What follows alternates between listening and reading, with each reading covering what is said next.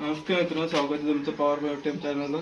मी करण पवार तुमचं स्वागत करतो. मित्रांनो, आपल्या फार्मवर काही दिवसांपूर्वी कोणीतरी कोंबड्यांना औषध टाकलं होतं, त्याच्यामुळे आपलं पूर्ण फार्म खाली झालेलं आहे.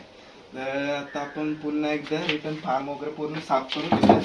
पूर्ण साफ करून घेत आहोत.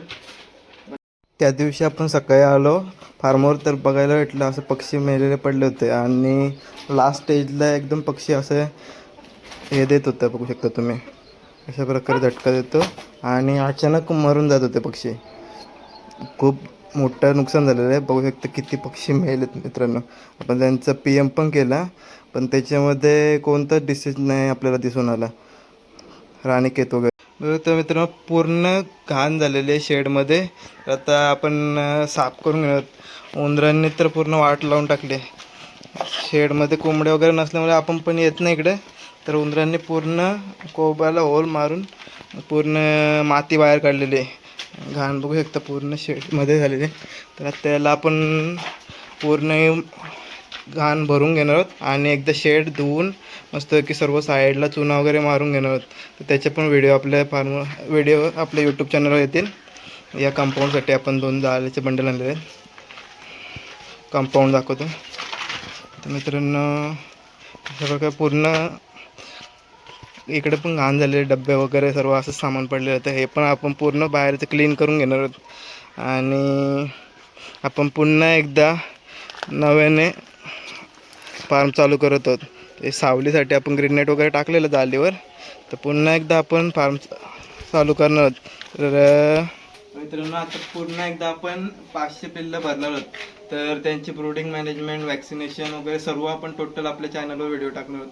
तर तुम्ही त्यासाठी आपल्या पॉवर यूट्यूब चॅनल सबस्क्राईब करून ठेवा आणि पूर्ण आपण शेड वगैरे कसं काय रेडी करतो, क्लिनिंग करतो, त्याचे पण व्हिडिओ आपल्या चॅनल येणार.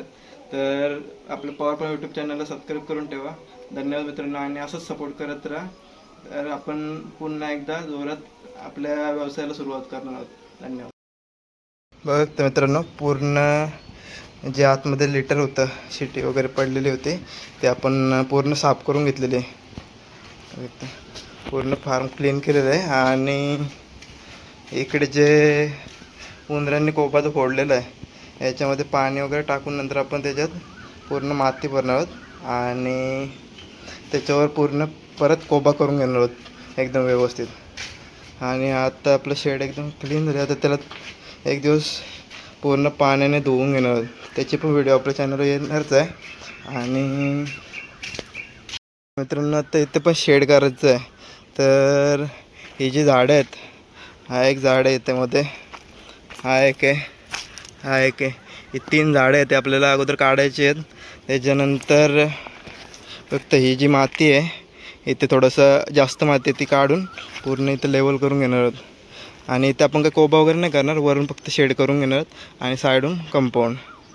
तर हे पूर्ण आपण झाडं आता काढून टाकणार, तर ते पण व्हिडिओ दाखवतो मी.